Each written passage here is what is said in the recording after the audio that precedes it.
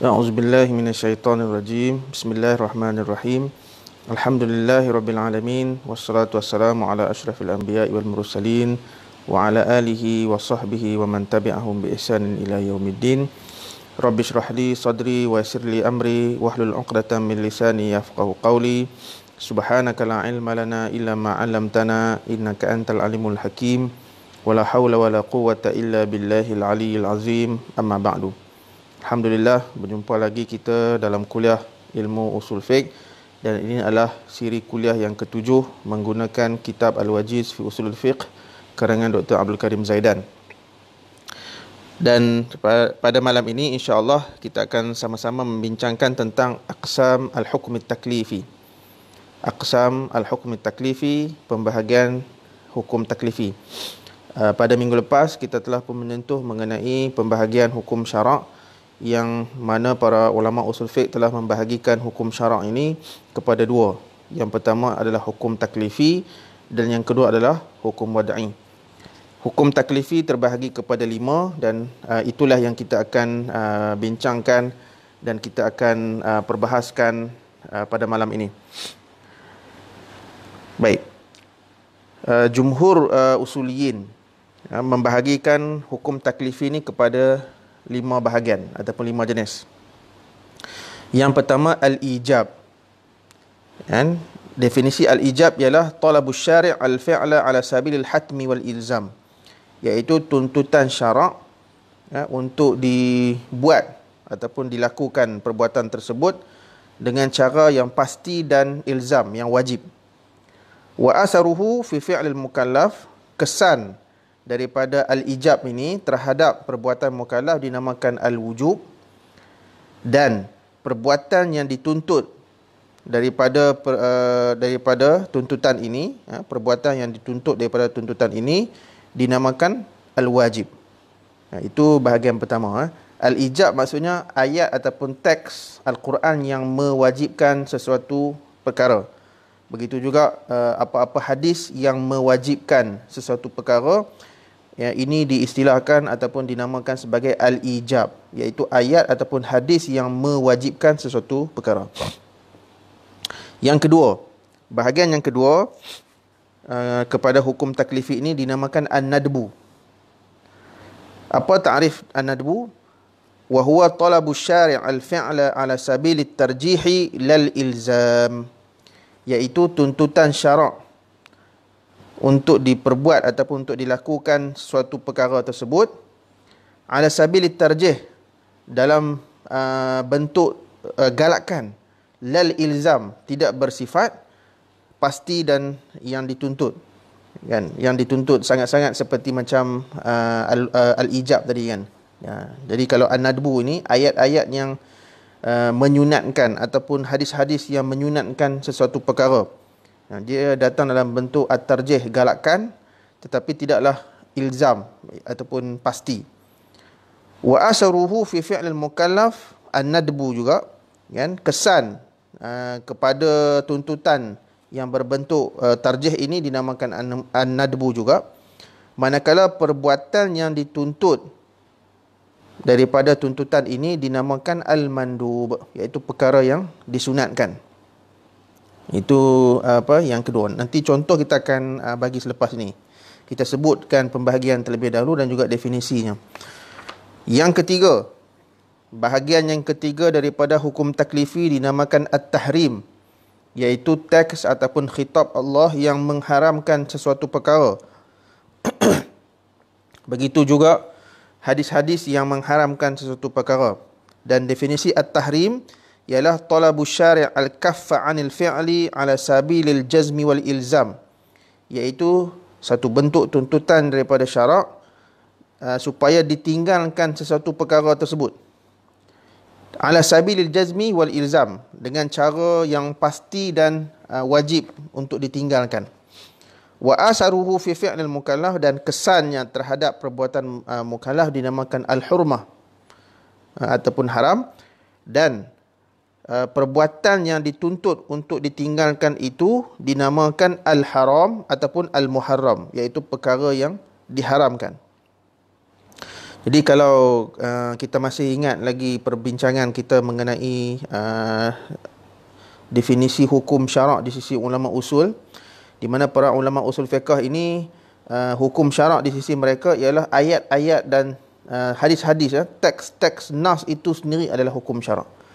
Kan? Di mana teks-teks ataupun yang dipanggil khitab ataupun kalam Allah itulah yang dinamakan hukum syarak di sisi ulama usul fiqh.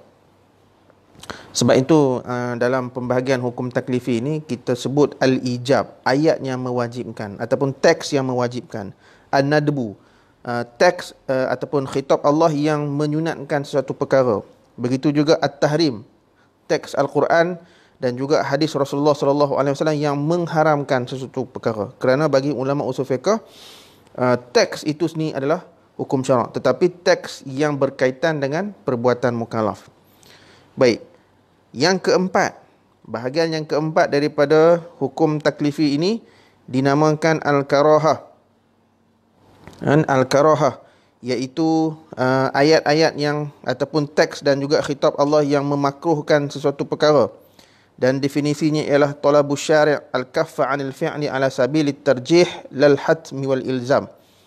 Iaitu satu tuntutan daripada syarak untuk ditinggalkan perbuatan tersebut dalam bentuk galakan, maksudnya digalakkan tinggal, tetapi tidaklah berbentuk yang pasti ataupun yang wajib ditinggalkan. Lebih elok kita tinggal benda tu, itu maksudnya. Wa asaruhu fi fi'lil mukallaf, dan kesannya terhadap perbuatan mukallaf dinamakan al-karahah juga, manakala al-fi'lul matlub tarkuhu ala hadzal wajhi huwal makruh, dan perbuatan yang dituntut untuk ditinggalkan dalam bentuk ini, maksudnya dalam bentuk galakan, lebih baik tinggal, dinamakan al-makruh. Kemudian yang kelima, bahagian yang kelima dinamakan al-ibahah, iaitu teks ataupun khitab Allah yang memberi pilihan kepada seseorang mukallaf sama ada sama ada dia nak buat ataupun dia nak tinggalkan. Jadi tuntutan ini berbentuk pilihan. Duna tarjih li ahadihima al-akhar, tanpa ada preferable kepada mana-mana satu. Maksudnya nak buat pun tak apa, tak mau buat pun tak apa. Dia sama saja. Wa asaruhu fi fi'lil mukallaf dinamakan al-ibahah. Kesannya terhadap perbuatan mukallaf dinamakan al-ibahah. Manakala al-fi'lul ladzi khuyyira fihi al-mukallaf huwa al-mubah.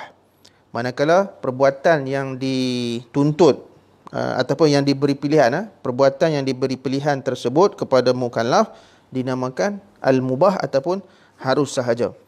Maka kita dah faham sekarang ni pembahagian ataupun aqsam al-hukm taklifi yang 5. Yang pertama al-ijab, yang kedua an-nadbu, yang ketiga at-tahrim, yang keempat al-karahah, dan yang kelima adalah al-ibahah.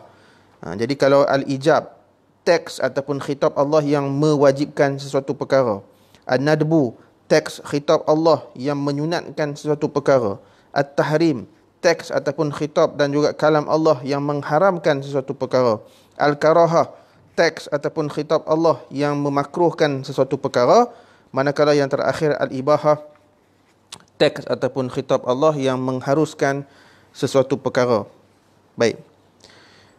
Jadi daripada pembahagian ini kita jelas bahawa perbuatan yang dituntut untuk diadakan, iaitu tuntutan untuk dibuat perkara tersebut dinamakan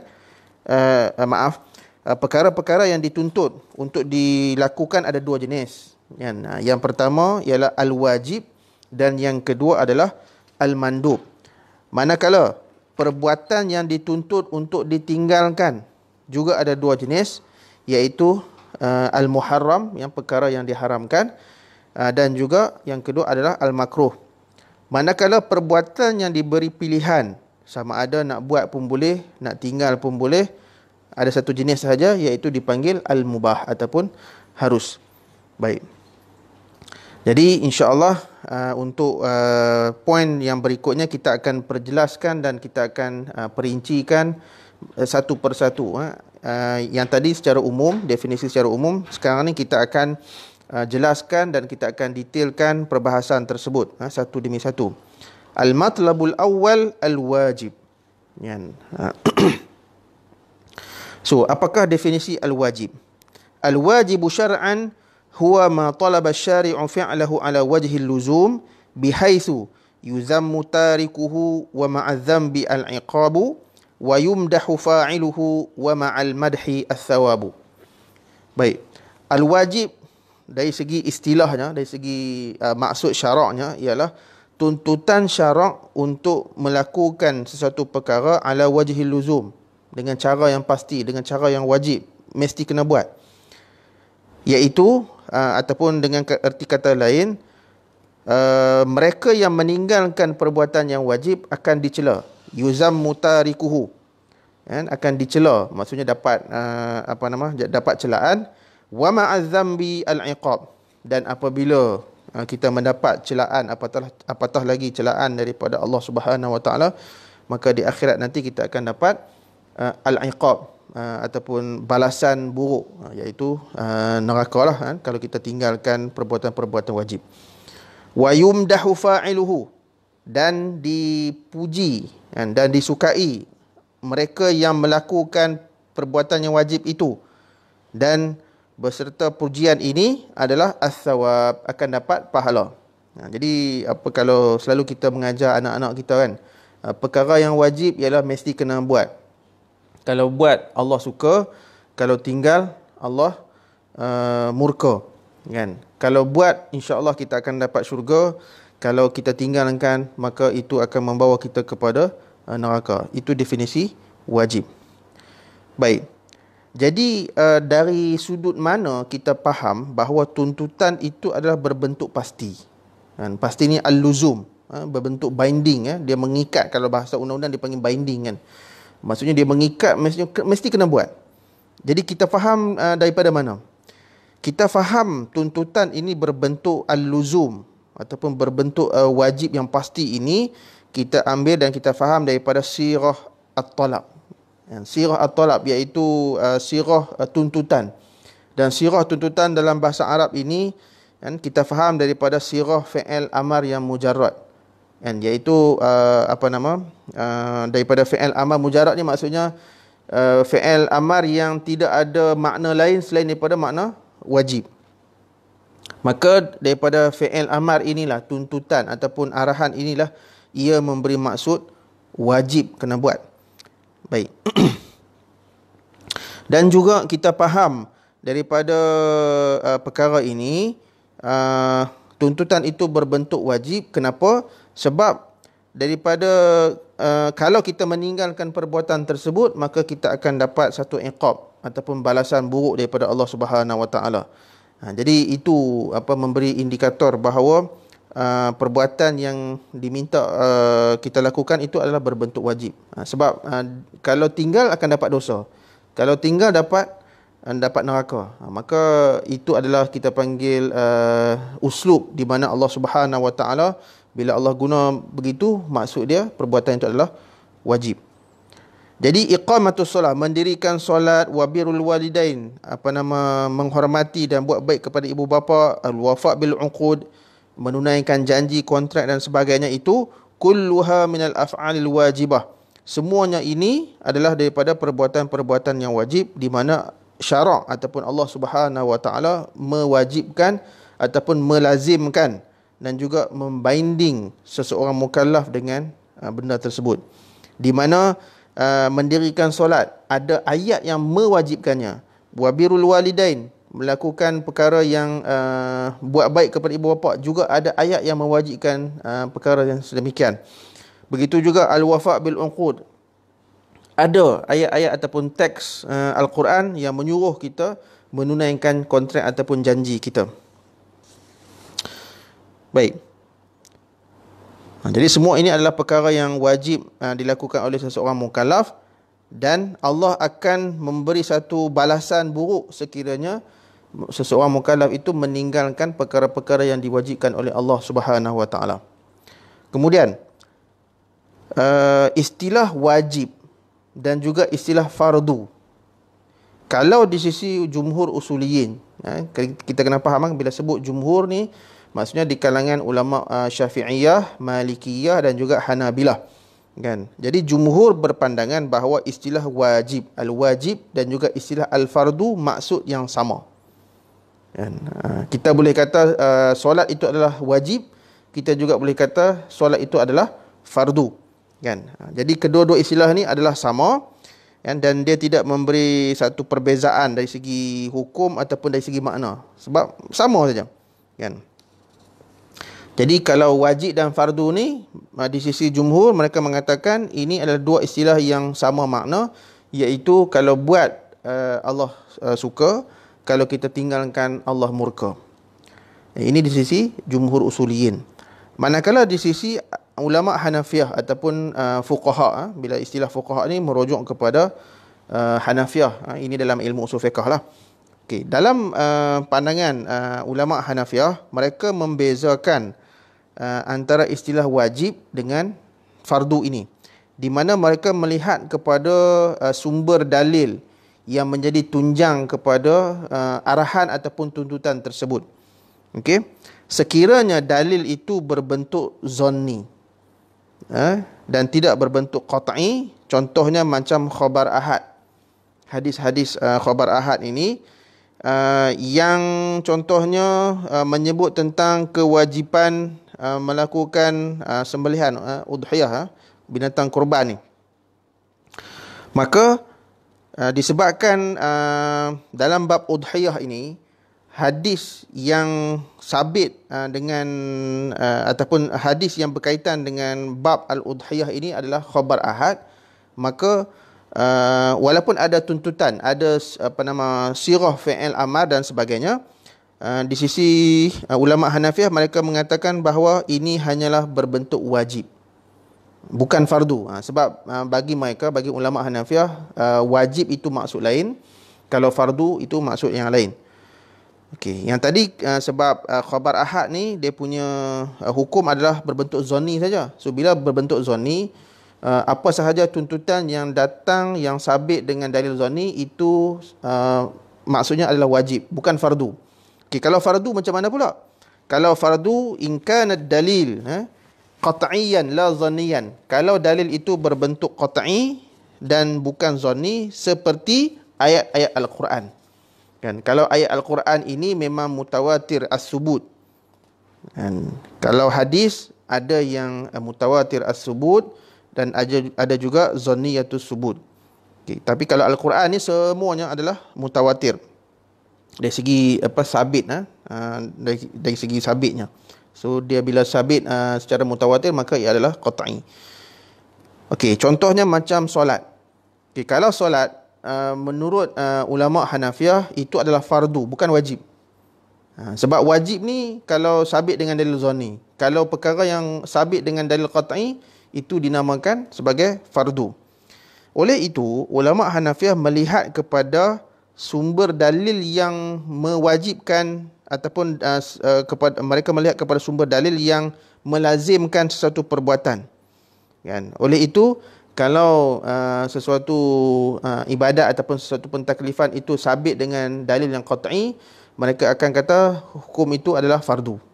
Tapi kalau tuntutan itu sabit dengan dalil yang zanni, contoh macam khabar ahad tadi, maka mereka mengatakan tuntutan itu hanyalah wajib, bukan fardu. Nanti kita akan tengok dia punya sedikit contoh kan.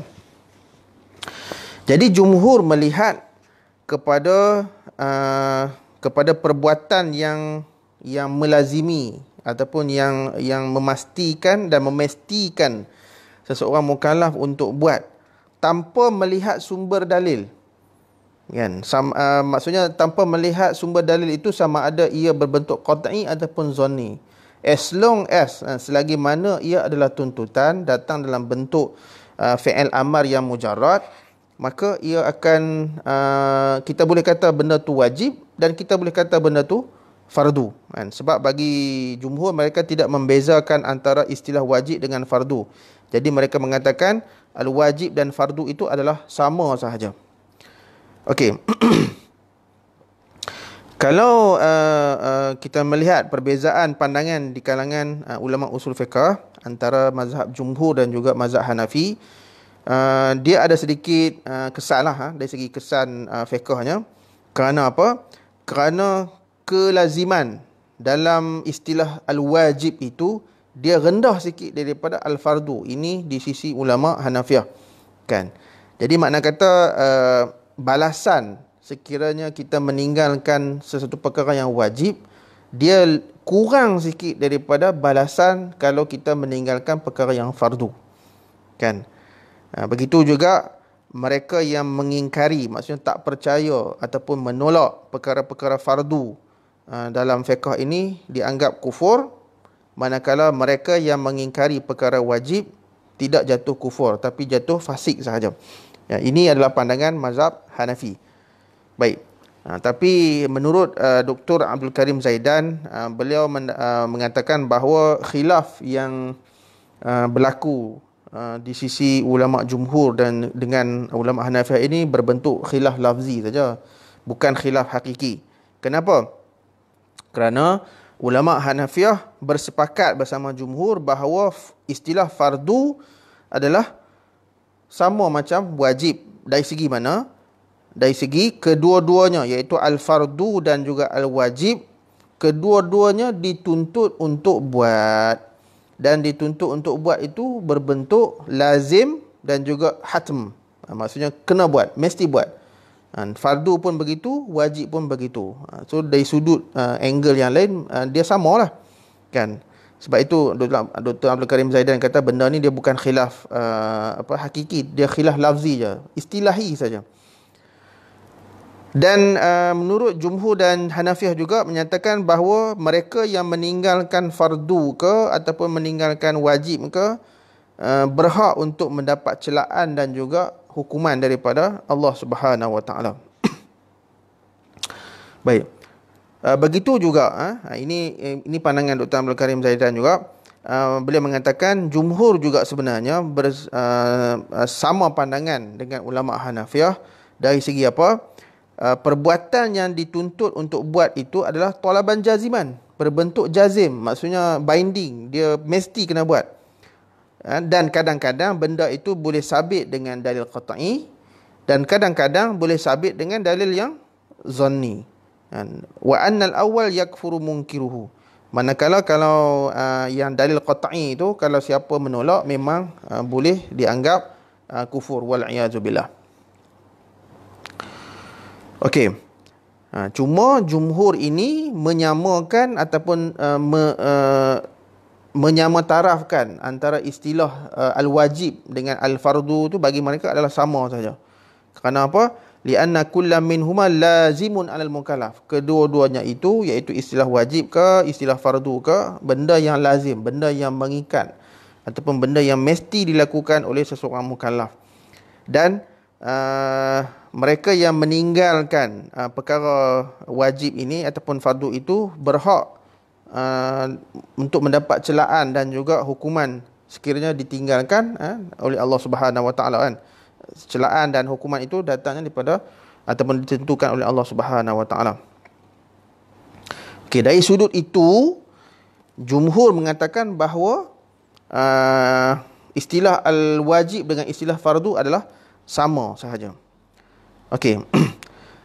Tapi kalau ulama Hanafiah, mereka melihat dari sudut sumber dalil. Macam tadilah, kan, ni kita ulang balik untuk kita perincikan dan kita cuba fahamkan sekali lagi, di mana ulama Hanafiah mereka melihat kepada sumber dalil dan bentuk kekuatan ilzam itu, bentuk kekuatan yang memastikan perbuatan tu kena buat, dan wasyiddatil iqab, dan darjat ataupun tahap hukuman ataupun balasan daripada Allah, wa kufril munkir li ahadihima dunal akhar, dan jatuh kufurnya orang yang mengingkari istilah fardu ataupun benda yang fardu, kan. Maka ini fahadhi umurun kharija an mahiyati wa haqiqatil fi'l alladhi ulzimal mukallaf bihi, kan. Jadi semua perkara ini terkeluar daripada hakikat perbuatan yang yang diwajibkan oleh yang diwajibkan kepada seseorang mukallaf untuk dilakukan. Maka ini dinamakan al-wajib. Kan? Maksudnya begini. Kalau al-fardu kan, istilah al-fardu dia sabit dengan dalil qat'i. So, di sisi di sisi ulama Hanafiah. Jadi ulama Hanafiah kata, kalaulah seseorang itu mengingkari benda yang fardu yang sabit dengan dalil qat'i, maka dia boleh jatuh kufur. Kemudian dia punya balasan pun lebih berat berbanding orang yang menolak dan mengingkari benda yang wajib. Sebab ulama Hanafiah kata wajib ni dia sabit dengan dalil zanni saja. Memanglah wajib, dua-dua tu wajib. Cuma dari segi tahap balasan yang Allah akan bagi berbanding wajib dengan fardu tu ada sedikit berbeza. Ini pandangan Hanafiah. Cuma dari segi benda tu kena buat, benda tu wajib dibuat ataupun mesti dibuat, jumhur ke Hanafiah kata mereka ni, jumhur dengan Hanafiah kedua-duanya sekali bersepakat bahawa benda tu memang kena buat. Cuma tahap kita panggil tahap kelaziman itu sahaja yang sedikit berbeza. Kerana apa? Kerana kedua-dua ini sabit dengan dua jenis dalil yang berbeza. Satu qat'i, kalau sabit dengan qat'i itu adalah fardu. Manakala kalau sabit dengan dalil zanni itu dinamakan al-wajib, bukannya fardu. Baik. Jadi menurut Dr. Abdul Karim Zaidan lagi mengatakan al-khilaf di sini sebenarnya adalah khilaf lafzi saja. Jadi taklah kita panggil ini khilaf yang sampai kita perlu bergaduh dan sebagainya, sebab ini adalah istilahi. Dan kalau ikut satu kaedah dalam bahasa, la musyahata fil istilahan, tak perlulah bergaduh-gaduh tentang istilah as long as dia menyampaikan kepada maksud. Okey. Baik, itu adalah maksud ataupun penjelasan tentang istilah al-wajib dan juga istilah al-fardu di kalangan ulama usul fiqh.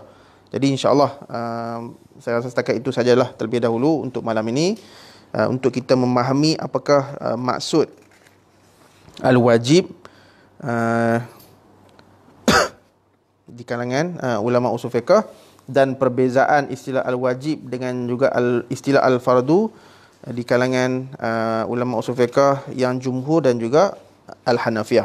InsyaAllah pada kuliah yang akan datang kita akan sambung dan kita akan teruskan tentang aqsamul wajib, iaitu pembahagian kepada yang wajib ni. Sebab wajib ni dia banyak jenis pula. Nanti kita akan sampai pada bab tu, insyaAllah kita akan dapat gambaran yang lebih baik. Jadi setakat itu dahulu. Apa yang baik itu datangnya daripada Allah Subhanahu wa taala, apa yang kurang itu datangnya daripada diri saya. Aqulu qauli hadza wa astaghfirullahal azim li wa lakum. Wassalamualaikum warahmatullahi wabarakatuh.